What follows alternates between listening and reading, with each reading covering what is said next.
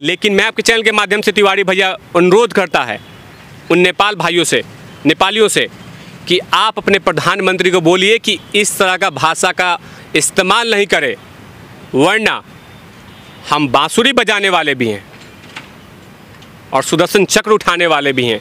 हमारे देश के प्रधानमंत्री मोदी जी ने बार बार बोला है कि बांसुरी बजाने दीजिए, हमें सुदर्शन चक्र पे मजबूर मत कीजिए। आपको बोलना है, देश के प्रधानमंत्री से बोलिए।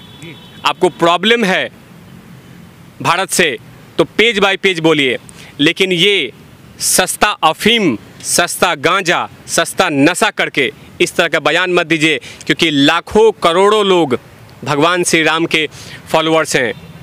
उन पे कटाक्ष नहीं होनी चाहिए। अगर उन पे अधर्म पे बात आएगी तो फिर बुरे परिणाम होंगे।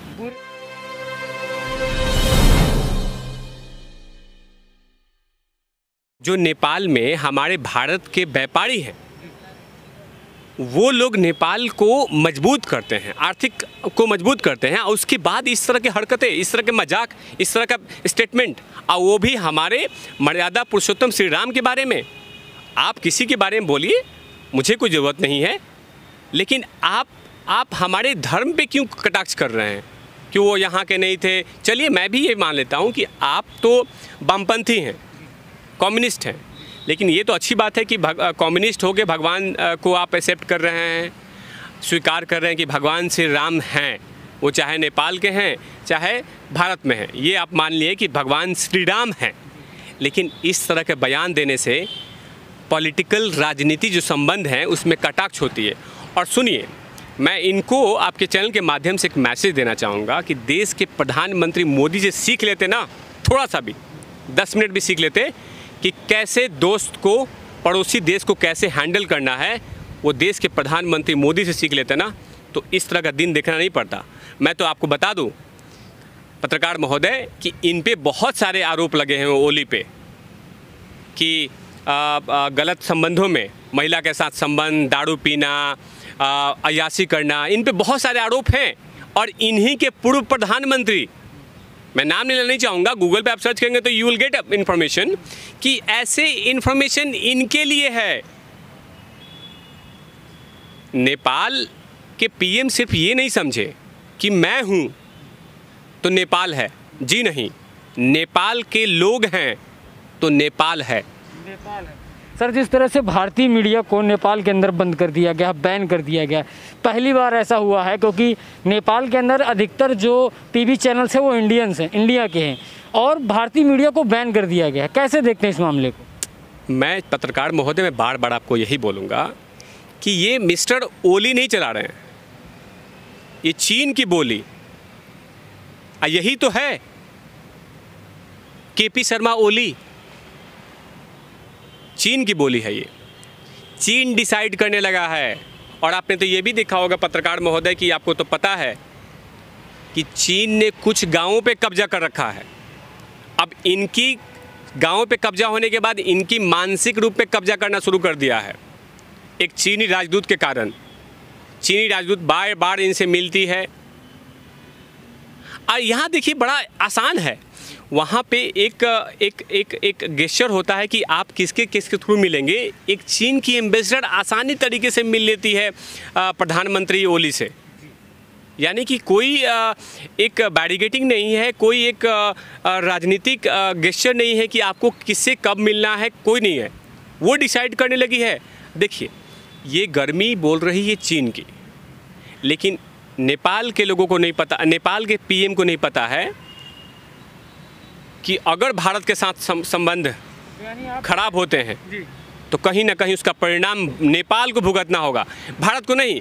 क्योंकि नेपाली लोग बहुत अच्छे हैं, हमारे भारत में बहुत सारे जगहों पे वो काम कर रहे हैं, अपने घर परिवार चला रहे हैं, हमें उनसे कोई प्रॉब्लम नहीं है।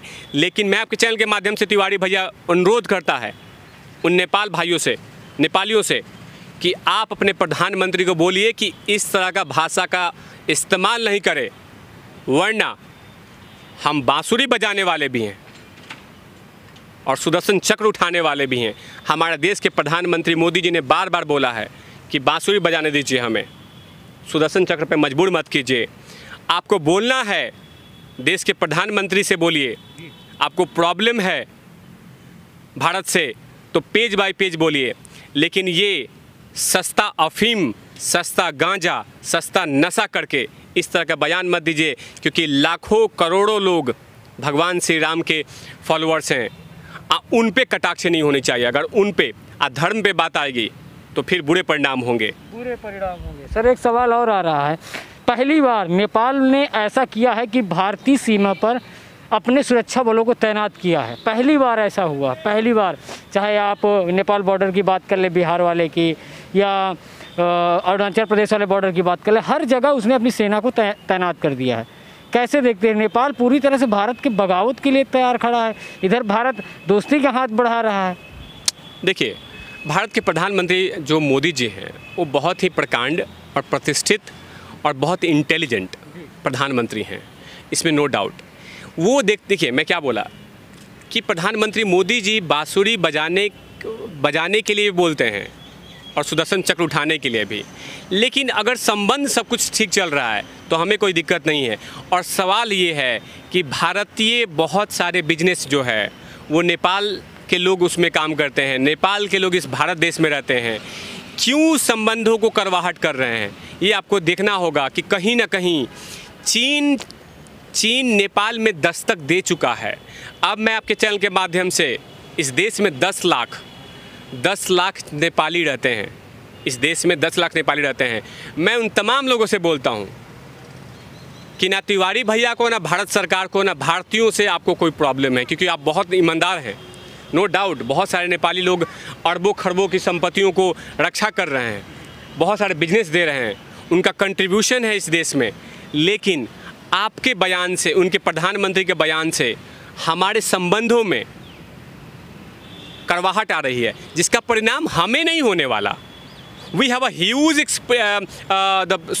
नेचुरल सोर्सेज, हमारे पास बहुत सारी संख्या है हर चीज़ करने के लिए, लेकिन ये आपकी जनता के लिए जो इस देश में रहते हैं और एक जनता जो नेपाल में रहती है, दोनों के लिए समस्या होगा। ये समझना होगा मिस्टर ओली को मुझे समझना होगा।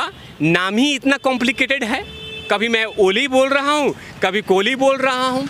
तो मैं ये बोलना चाहूँगा इनको कि ये ओली नहीं, ये चीन की बोली है। और वहाँ के विपक्ष से मैं बोलता हूँ, उनके मंत्रिमंडल के मंत्रियों से बोल रहा हूँ, इस नशेड़ी गंजेड़ी को संभालो, वरना नेपाल खा जाएगा, पता भी नहीं चलेगा। ये नेपाल के लोग क्या नाम है, नेपाल का पीएम भूल गया? प्रचंड वहाँ पे वो हुआ था, क्या नाम है, भूकंप हुआ था, और हमारे देश के प्रधानमंत्री ने अपनी तिजोरी खोल दी थी, भूल गया? अरे चीन अपने लोगों का नहीं हो सका तो नेपालियों का क्या नाम होगा, नेपालियों का कैसे होगा? किसकी भाषा बोल रहा है? अरे जिनपिंग अपने सिविलियन का नहीं हो सकता, अपने गुरु का नहीं हो सका जिनपिंग। लेकिन सर नेपाल वाले मुद्दे पर इस समय पाकिस्तान बड़ा कूद रहा है। पाकिस्तान नेपाल के पीएम को फ़ोन कर रहा है और कह रहा ऐसे ही अड़े रहना। भारत के 3 मोर्चे खोलने की बात हो रही है, एक LOC पर, एक LAC पर, एक नेपाल बॉर्डर पर। जिस तरह से त्रिगणम बैठ रहा है, देखिए चीन पे पाकिस्तान पे कहावत है, बाप मरे अंधेरे में, बेटा पावर हाउस।